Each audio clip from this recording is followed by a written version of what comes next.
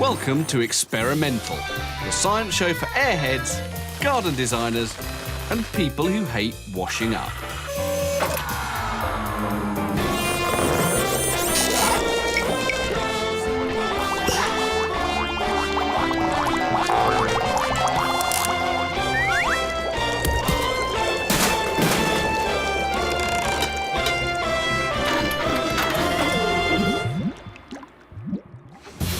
Coming up, why the colour of your car might make seagulls do this, and why being eaten by worms might cure asthma. But first, let's find out what some men don't want their girlfriends to catch them doing in their bedroom. That's right, playing the air guitar, the instrument that brings out the twit in every ageing adolescent.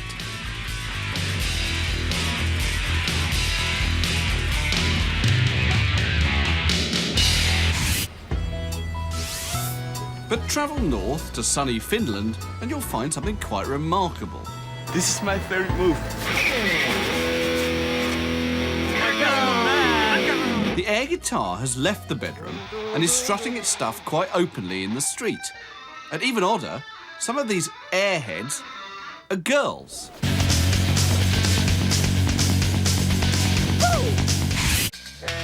But stranger still, head into the hallowed lab of the Helsinki University of Technology in Finland, and you'll find a group of graduate students, Juha, Timu and Aki, who are dedicated not only to bringing the air guitar out of the bedroom, but making it into a real instrument, capable of bending the ears of the older generation the world over. So this is the prototype.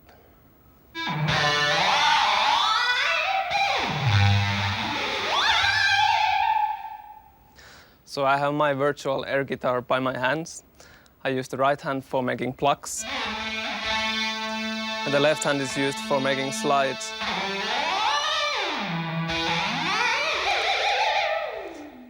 And by the right hand, I also have a little whammy bar effect. So mix all this together with some air guitar attitude and you have your rock music.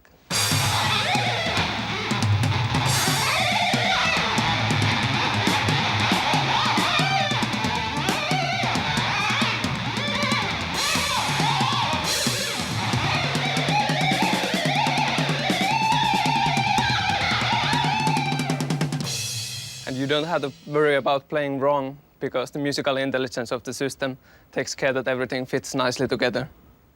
It's pretty clever, but doesn't having all those wires connected to your gloves kind of stifle your cool? Welcome now to the wireless air guitar. The idea is that a camera tracks the movement of your hands and then works out their position against a virtual guitar in its memory. The closer your hands are together, the higher the notes. Instead of using magnetic trackers with wiring, we're using computer vision. OK, so even the artist at the time of writing known as Prince would not have chosen orange gloves. But there is a good reason for this fashion faux pas. We chose orange because it's a color not usually found in clothes. But what's really clever is the computer makes sure that what you're playing actually sounds good. Well, goodish. But how easy is it to play? Check this.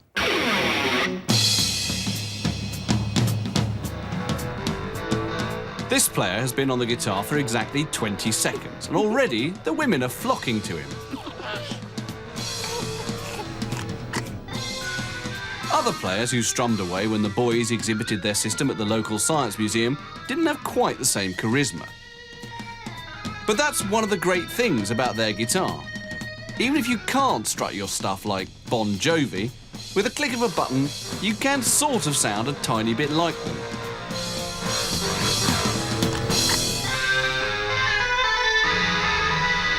One of the biggest things was that we added a solo mode where you can use the top 3 strings in the guitar to play solo modes. And the playing mode generally boosts your actions to make the sound more vibrant. OK, that's enough of the beginners. Let's see the expert air guitarist rip.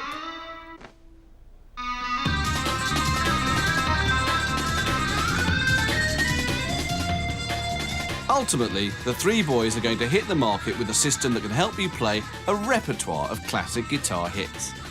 Players will be able to strut their stuff just like guitar karaoke, but the computer will correct all the bum notes. Perhaps in the future, they'll even come up with a microphone that will make you sound like a lead singer. But sadly, this virtual rock star sounded so bad, we had to cut her sound out.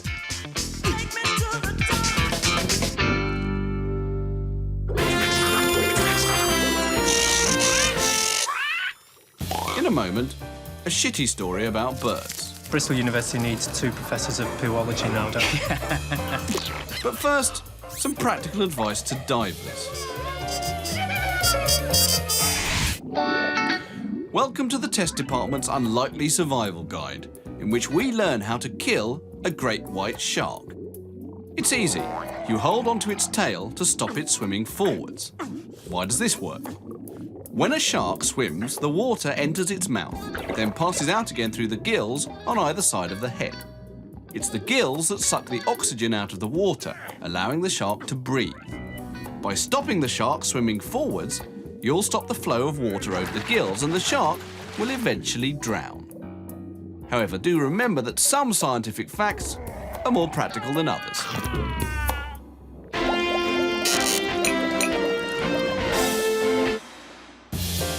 Coming up, the latest in water features for your garden, brought to you by the Test Department.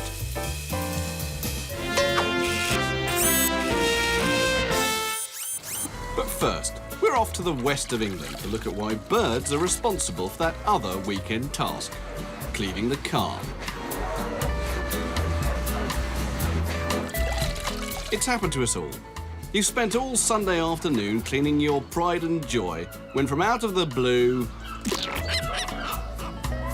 Yes, quite. Or avian excreta, as it's more formally known. At first, you're convinced that the bird must have deliberately targeted your car. But they're only stupid birds. They couldn't really do that, could they? Well, Charles West and Liam Chowdhury from the University of Bristol believe that birds may indeed single out particular cars for special attention. It's a radical idea, and like many great theories, it was conceived in a pub. We were just a few of the mates, having a little discussion, and one of them said, "Oh yeah, I think that the birds, they poo on dark cars, or because they're similar colour to the sea, so dark blue or blue cars." So immediately the debate started, and we thought if we get enough information, we'd be able to disprove this idea. Buoyed by this desire, they enlisted 40 university colleagues and in just one day surveyed over 1,700 cars for bird poo. They created a simple table and filled in the number of poos next to the colour of each car. The final result was as surprising as it was conclusive. We put all the information in, and out came the result. Yeah, it was worthwhile us doing that, because it wasn't blue cars in the end. It turns out that white cars are the most popular ones. Astonishingly, the birds in Bristol appeared to have an overwhelming preference for white cars, way and above all the other colours. So had they stumbled across something significant, or were their results a load of... To find out for sure, we need to know if little beady eyes can distinguish a car's colour as well as we can. Here's avian behaviour expert Professor Innes Cuthill from the University of Bristol. Well, we're certainly proud of our own colour vision, and we can see much better than most other mammals. However, I think a bird would think of us as having pretty poor colour vision. Birds can see hues and wavelengths of light to which we're completely blind. Human eyes are limited compared to birds because they're only sensitive to 3 colours of light: red, green and blue. On the back wall of the eye, tiny cells called cones fire off electrical signals when they're hit by the colour of light that they're sensitive to. In combination, these 3 cell types enable us to see a whole range of colours. Birds' eyes are sensitive to a 4th colour, ultraviolet. This means that their visible range is wider and are able to see colours that are impossible for us to even imagine. So birds have fantastic colour vision, but that doesn't really explain why they choose to poo on white cars. Professor Cuthill, for one, thinks that there must be an alternative explanation. I guess my hunch was that rather than birds being selective as to which coloured cars they pooed on, it was something to do with where people with different coloured cars parked. So if they were more likely to park under a tree where starlings were roosting, or near buildings where seagulls were living. To see if Professor Cuthill's parking theory holds water, Experimental set up an experiment. We swapped the motors for dustbins, one white and one black, and left them in an aviary full of seabirds from around the world. The question was which bin would prove more attractive to their bottoms. 1 week later, and the results were in. Would our experiment support the Bristol study, or would the doubting professor be proved correct?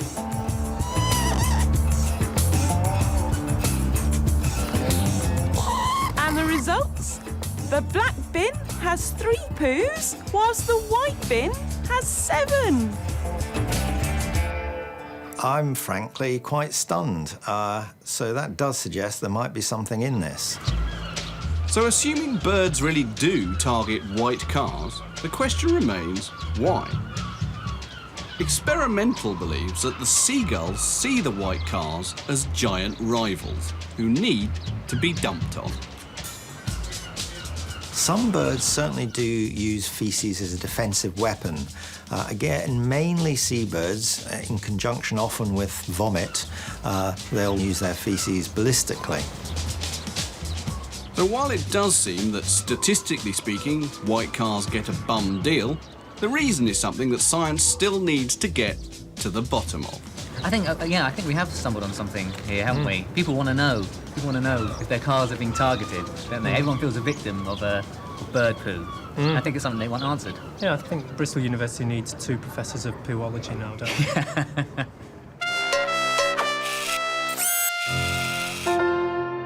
Still to come on Experimental, the medical benefits of intestinal worms and what every technohead needs for the kitchen.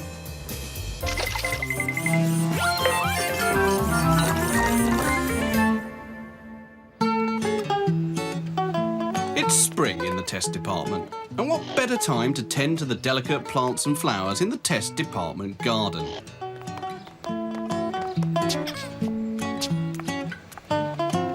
But what good is a garden without a water feature? Well, maybe a nice sit down will help to think things through. And what could be more refreshing for the brain cells than a cool glass of cola and a couple of chewy mints?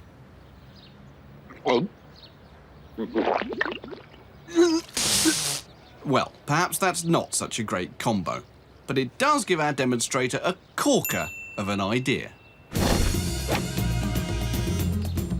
You see, used separately, the cola and mints are a refreshing pick-me-up, but mix them together and things get a lot more interesting.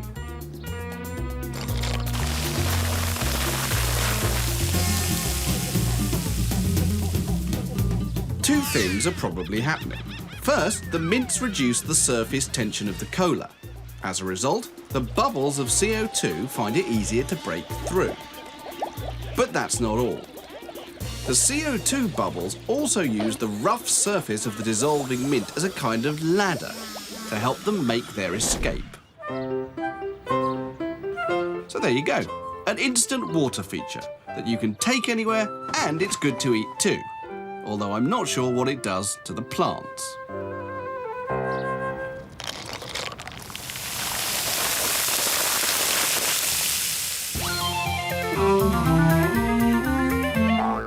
In our next visit to the test department, we'll be making the world's strongest house of cards.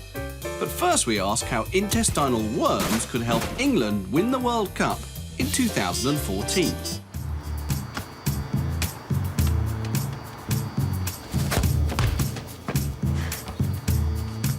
Asthma. At the very least, it can wreck a young footballer's dream of scoring 6 against Brazil. But for an estimated 180,000 people a year, it can mean death. But if Professors John Britton and David Pritchard from the University of Nottingham are right, there could be a cure, although not one to everybody's liking. That's right. A gut full of worms could be the cure, not just for asthma, but a wide range of other allergies too. Luckily, they are not the big variety, but parasitic hookworms, which grow to about 1 centimetre long. But why did the team think a worm might be the cure the world's been waiting for? I think to understand why we're using worms to treat asthma, we have to go back to the immune system in its totality. If I can explain the immune system as simply as I can, it's a compartmentalised system. So you have one compartment that's geared up to fight bacteria and viruses, and another distinct compartment that's geared up to fight worm infections. And if that compartment overreacts, we develop allergic disease, rhinitis, asthma, hay fever. One of the things that got the team interested in these little worms was when John Britton went to Ethiopia to study asthma. There's good evidence that around the world, when countries become more affluent, the prevalence of asthma and some other traditional Western diseases increases. We looked at the prevalence of asthma in the urban area of Jimma in Ethiopia and then in rural surrounding villages. And we found there was a great deal more asthma in the town, not as much as you would get in a developed country, but a lot more in the town than in the surrounding areas, just a few miles away. When he discussed this with Prof. Pritchard, who had been looking at the effect of hookworms on populations in New Guinea, the pair became convinced that hookworms might be having an effect on the immune system. The idea isn't new, it's been around for decades. Their theory is this: the part of the body's immune system that has evolved to fight worm infections is also capable of going on the rampage and causing problems like asthma and hay fever. The good news about hookworms is that they seem to have discovered a way of pacifying the immune system. This allows the worms to live in peace, but might also stop the immune system from causing allergies. But how did they test the effect the worms were having on the immune system? You've guessed it. Luckily, you don't have to eat the worms. Worse, they eat into you. They're microscopic larvae chewing through your skin. Nice. In a blind study, the team infected 10 healthy adults with between 10 and 100 worms. But what was the perfect dose? Too few and nothing might happen, and too many and you could end up feeling very ill indeed.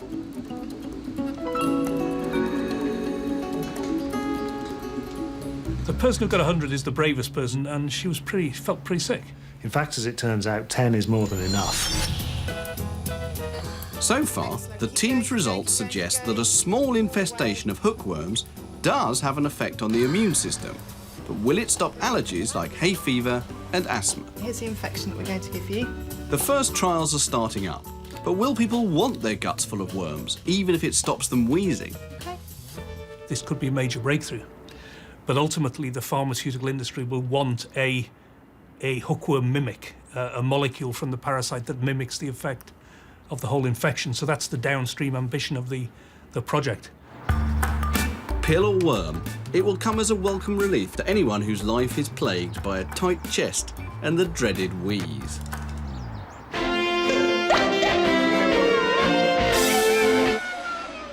Before Experimental heads to the kitchen of the Massachusetts Institute of Technology, let's head to our own institution for a spot of R&R.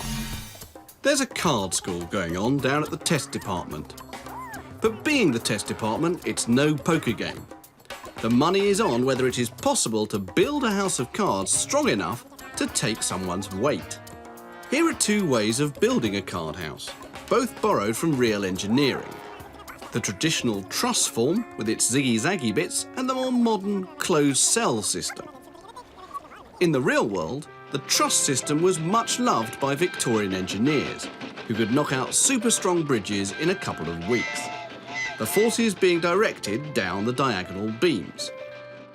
The cell system is often used in skyscrapers, where a strong core of cells is built in the middle, which supports the weight of the floors and exterior walls. Going for aesthetics, the test department first tried the truss, but didn't get very far. Next up, the closed cell system was tried.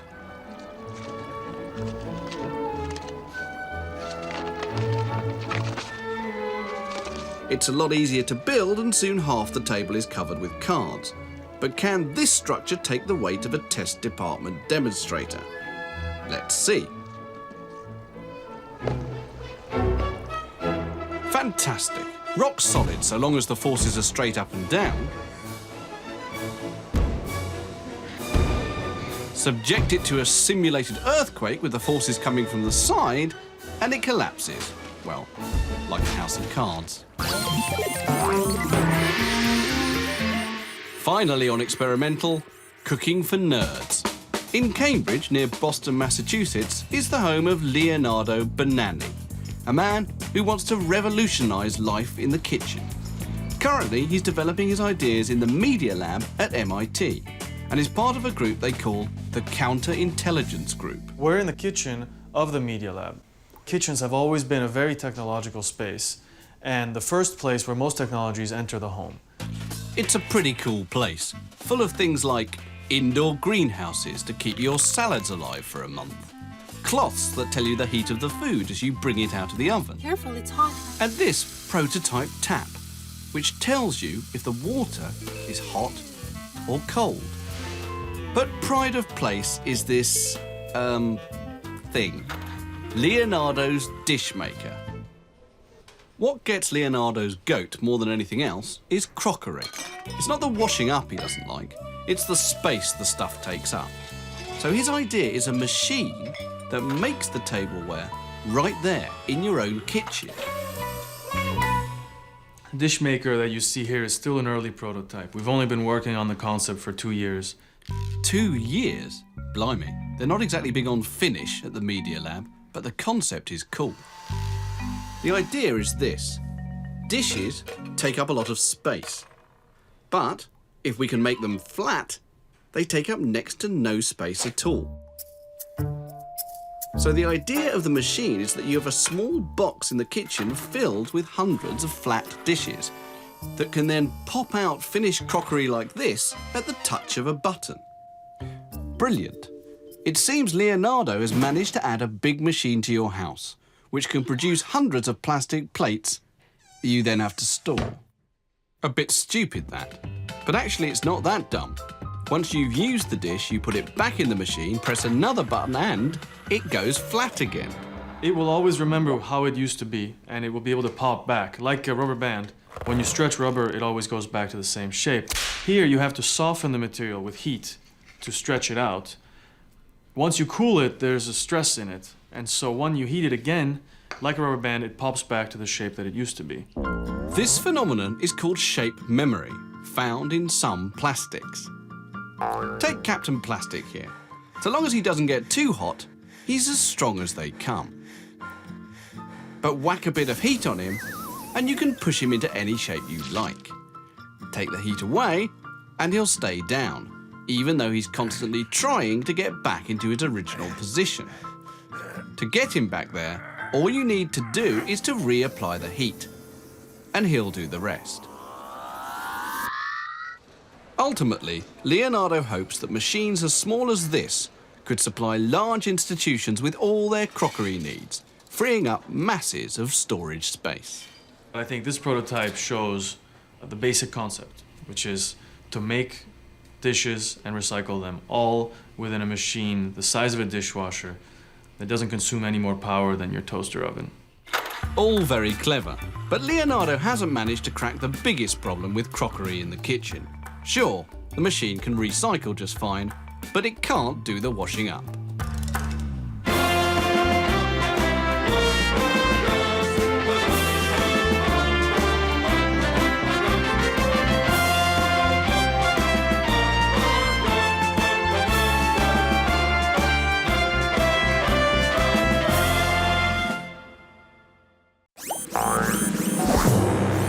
Welcome to Experimental, the science show that tortures redheads, drinks too much, and revels in the science of falling cats.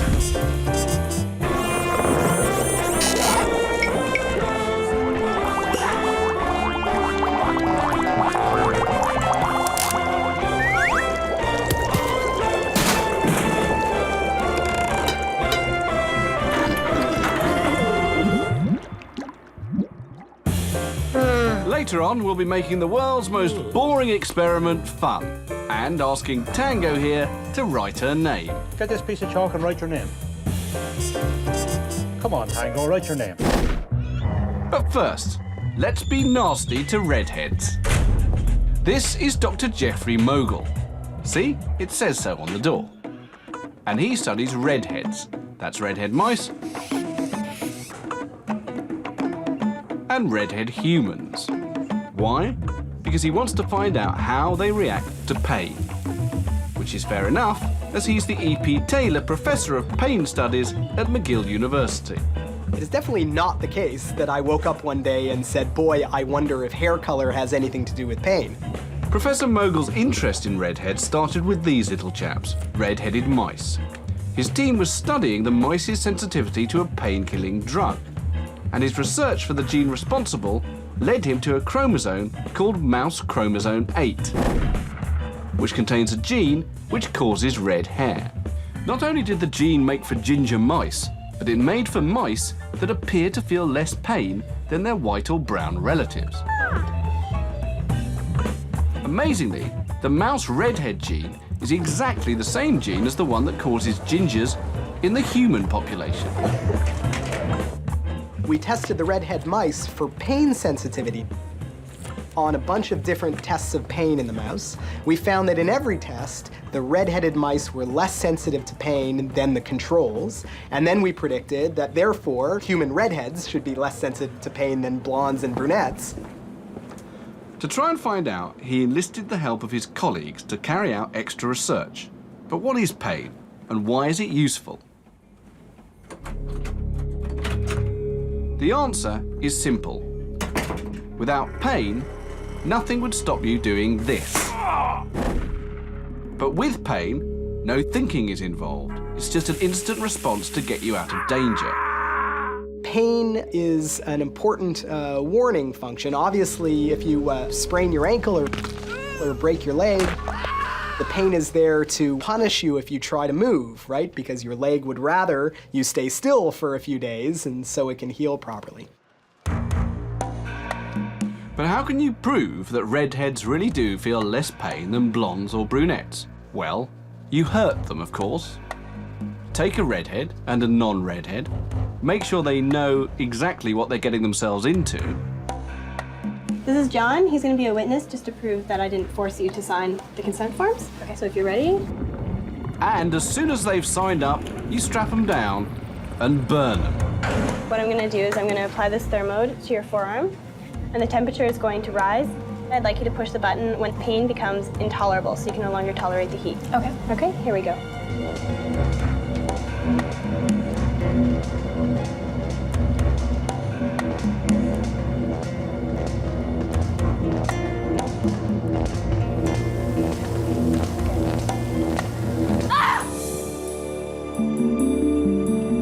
Like that wasn't enough, here comes a pressure test.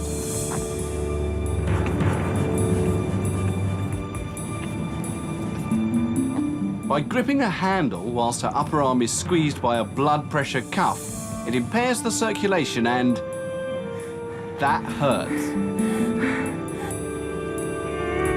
I don't think I can go for much longer. Okay, easy. Okay, it hurts.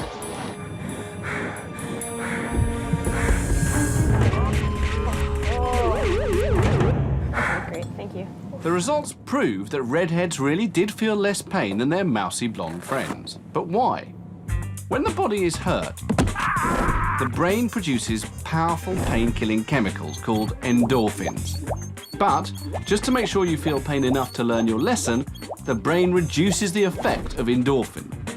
However, It seems that the redhead brain, with its altered gene, doesn't reduce the endorphins. So redheads feel less pain.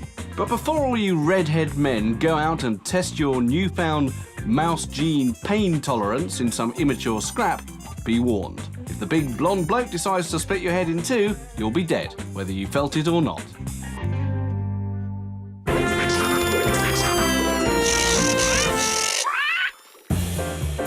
In a moment, a great film that just might make you want to...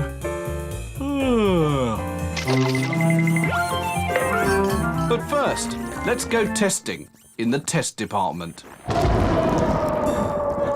How strong is an egg? Well, it depends which way you try and break it. Squeeze it across the way and it's not very strong.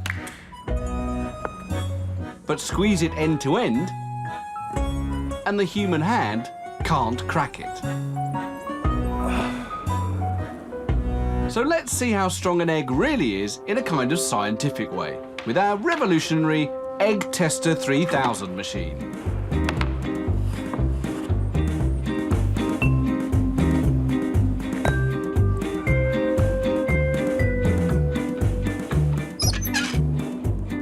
On the left, a crossways crush, and on the right, we're going to do it end to end.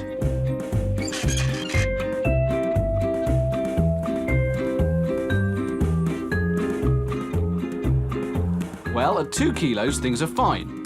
But oh, it's a splat on the sideways egg at 3 kilos. But how much longer can we go with the end-to-end crush? Fantastic! 9 kilos and we're still stacking.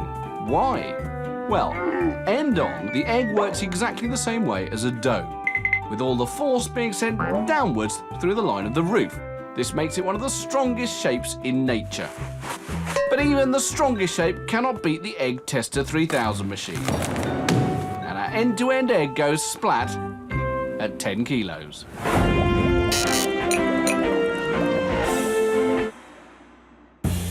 Coming later on Experimental, we find out why popcorn pops, why some horses are left-handed, and we meet the inventor of the beer mat that keeps you drinking. But first, let's see if you can watch this without yawning. Philadelphia, Pennsylvania, full of carriers. Carriers of the most contagious thing in the world. Ebola. The cold. Avian flu. A yawn. Yes. Yawning. It's one of the most contagious things in the world. How do we know? Well, it's partly because of this man's research, Dr. Stephen Platek, Drexel University's Yawn King. Contagious yawning is a phenomenon that is very well known. If you talk to somebody on the street about contagious yawning, they've heard of this phenomenon. And what we've discovered is that between 40 and 60% of people who view, hear, read about, write about, or listen to somebody yawn actually experience the feeling of having a yawn themselves, automatically, without thought. That's right. It's not just watching someone close to you yawning that sets you off. It's just as effective when it comes out of the television or even the radio. Amazingly, even reading about someone yawning is enough to set some people off. But why? The reason why we yawn in the first place is unknown. In fact, no one really knows why yawns exist. Until about 20 years ago, it was thought that yawning was a way of getting more oxygen into the blood when CO2 levels became too high. Indeed, the contagious effect of yawning was put down to there being a general drop in the oxygen level of a stuffy room. So everyone needed a good yawn to top themselves up. It sounded good until scientists discovered that there was no relationship between yawning and oxygen levels. And that's the way it remains today. Well, we may not know why we yawn in the first place, but Dr. Platek and his team think they've gone quite a way towards discovering why yawning catches. Using what is quite possibly the most boring experimental setup ever devised. Dr. Platek had test subjects sit in the psychological test room and watch half-hour videos of people yawning. Mind you, he didn't exactly have an exciting time either. He had to wait behind a one-way mirror and count the number of times each of his subjects yawned.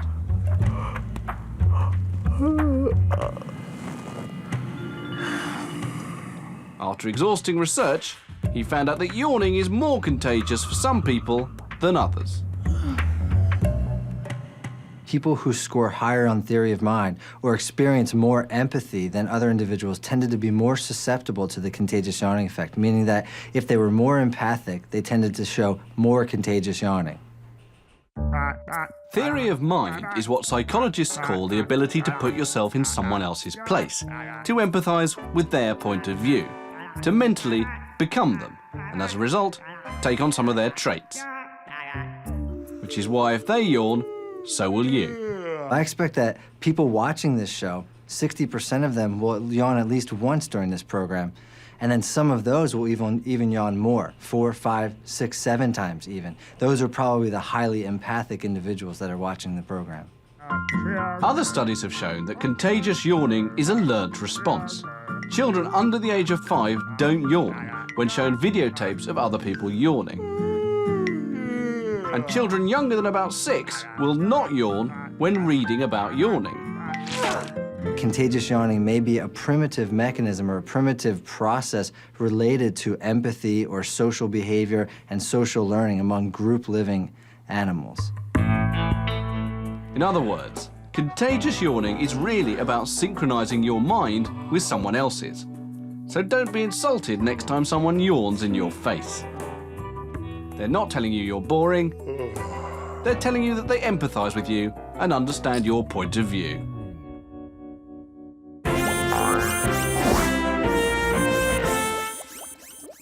In a moment, Experimental goes to the races in Ireland and to a bar in Germany.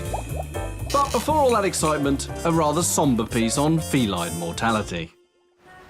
Experimental would like to present some reassuring work for cat owners living in high-rise buildings, carried out by eminent New York vets W.O. Whitney and C.J. Mellor.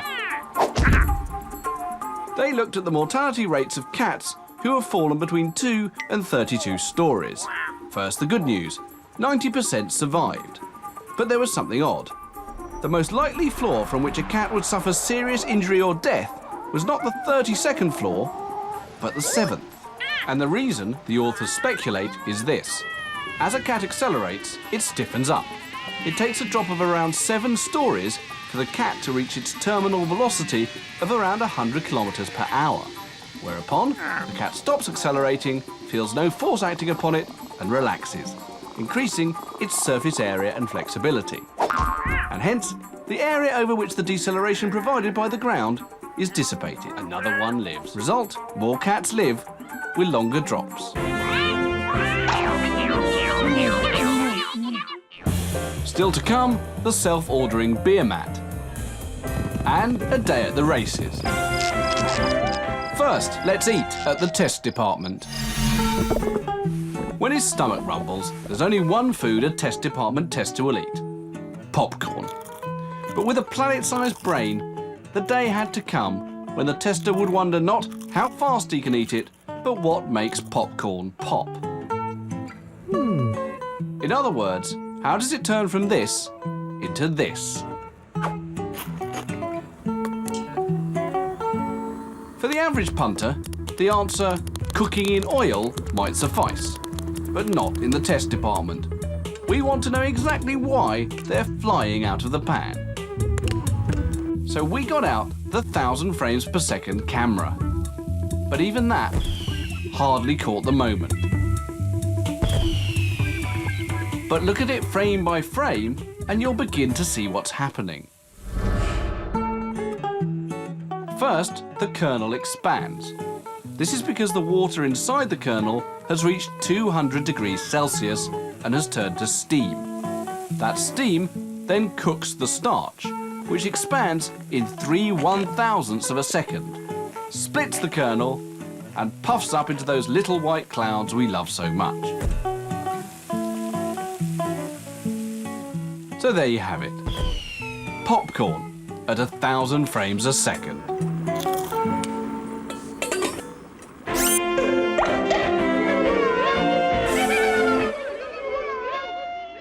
Before we end, there'll be tennis in the test department. Talking fridges in Germany. I have I've ordered some more milk. But first, lefty racehorses.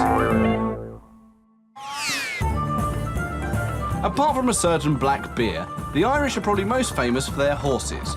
Sales of racehorses alone have topped £100 million in the past few years. And Irish horses won no less than 30 of the world's top races. But why is that? Well, there's lots of reasons, but Experimental has travelled to Limerick to check out just one. This is, I think, going right-handed. No. Huh? Oh, I think he's a left-handed horse, and that's it. He's won 3 races on right-handed tracks, and that's it. I'm sticking by my opinion, whatever you want to do. That's right. There's a strong belief amongst racegoers that horses are either left or right-handed, footed or hoofed. A fact that could give them the edge on some courses. But is it true? One man who thinks it is researcher Jack Murphy of the University of Limerick. It's well known for a long time, by trainers and riders in particular, that some horses tend to perform better while galloping on what we call, or working on what we call, the left or the right canter lead. They tend to prefer working to the left or the right. Jack's problem is taking this racecourse tale and turning it into scientific fact. And that's when he encountered his first hurdle. All right then, Tango. Here's the piece of chalk. Write your name. Yet horses can neither write their name or pick up the chalk.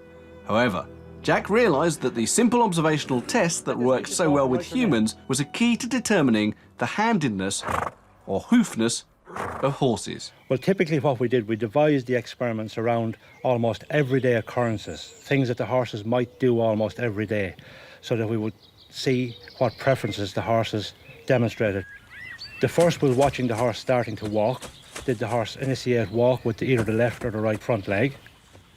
So the second test then was conducted in an alleyway, along which in the middle of was an obstacle, where they had to go either to the left-hand side or the right-hand side of the obstacle to exit the alleyway. Another issue was when the horse got down to roll. Very often after exercise, horses get down to roll, and when they get down, they would roll either to the left or to the right. After studying the preferences of hundreds of horses, there was no doubt that some were indeed left hoofers, while others trotted to the right. Apart from perhaps giving punters the edge at the bookies, the real benefit of Jack's research comes in training horses, particularly show jumpers, who need to be as happy jumping from the left as to the right.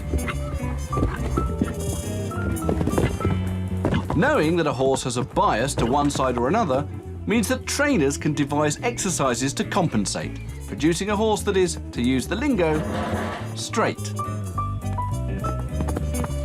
Having checked out hundreds of horses for their left and right-handedness, Jack realised there may be another indicator to that bias, quite literally staring him in the face. What we looked at were the facial hair whirls. And as you can see here on this horse, on Tango, Tango here has a clockwise facial hair whirl. And this is a female horse, and this mare, when we tested her, was very much right-sided. On the other hand, when you look at Calentra, this male horse here, this horse here has a counterclockwise facial hair whirl, and when we tested that horse was very left-sided. It seems that hair walls develop in the fetus around the same time as the brain. Get a counterclockwise wall, and there's a strong probability that the horse will be left-handed. Interestingly, a left or right-handed wall indicated another trait. We found that male horses typically tended to be more left-sided, and conversely, the female horses tended to be more right-sided. But there is still one question not answered by Experimental's trip to Limerick. Should you call a horse left-handed or left-hoofed? Well, the technical term for left-handedness is sinistrality. Sinistral is left-handed, dextral is right-handed. But in horses, of course, we talk about left-sided or right-sided.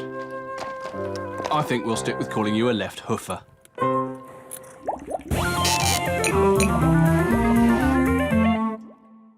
Finally on Experimental, the beer mat that thinks.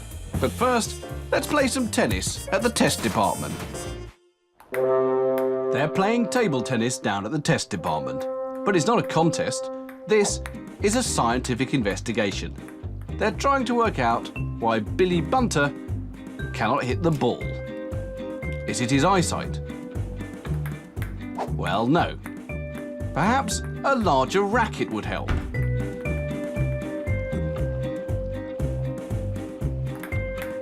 Or maybe even a ball.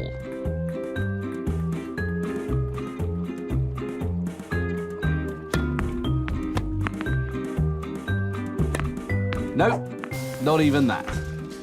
It seems that the cause of Billy's inability to win a point is far more fundamental.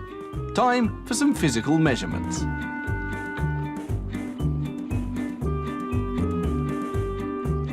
According to the latest theories, Billy Bunter's reactions can be divided into two parts.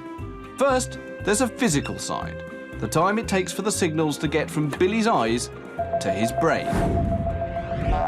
Then from his brain to his arms.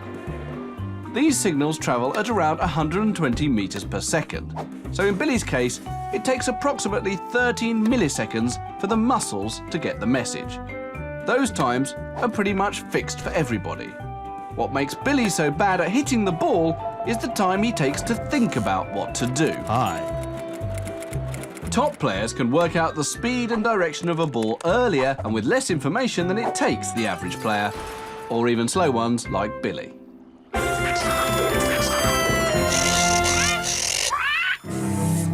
To end with, let's meet Robert Durr, a truly great scientist based in Germany.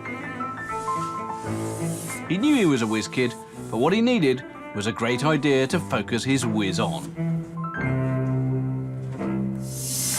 He tried the bath technique where Archimedes had his eureka moment, but no. He stood under a lot of apple trees for that Newton moment, but it was the wrong season. But then he's into embedded technology, not botany, so we can't blame him for his arboreal ignorance. But then it happened. He had his moment, and it was in a bar. From now on, his whiz would be focused on how to get beer into his glass in the most technically efficient way.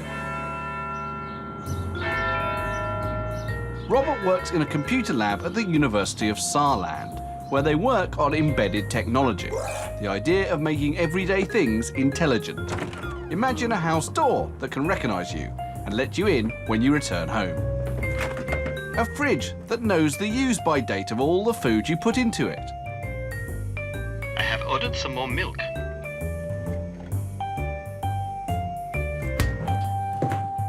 A coffee machine that switches itself on when it hears you coming.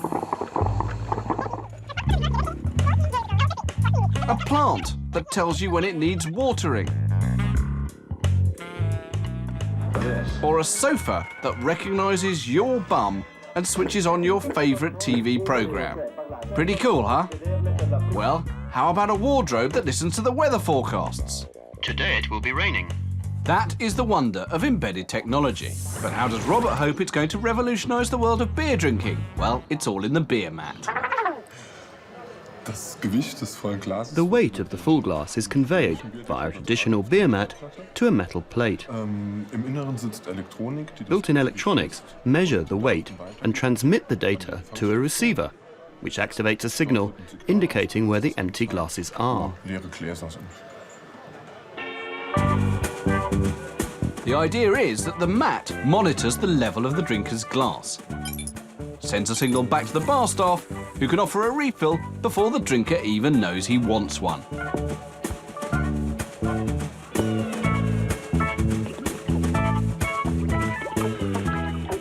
As you can see, it's very effective. Probably a little too effective. Which is why Robert wants to modify it, so that future models might even be able to detect when a customer is in need of sobering up, changing the order appropriately.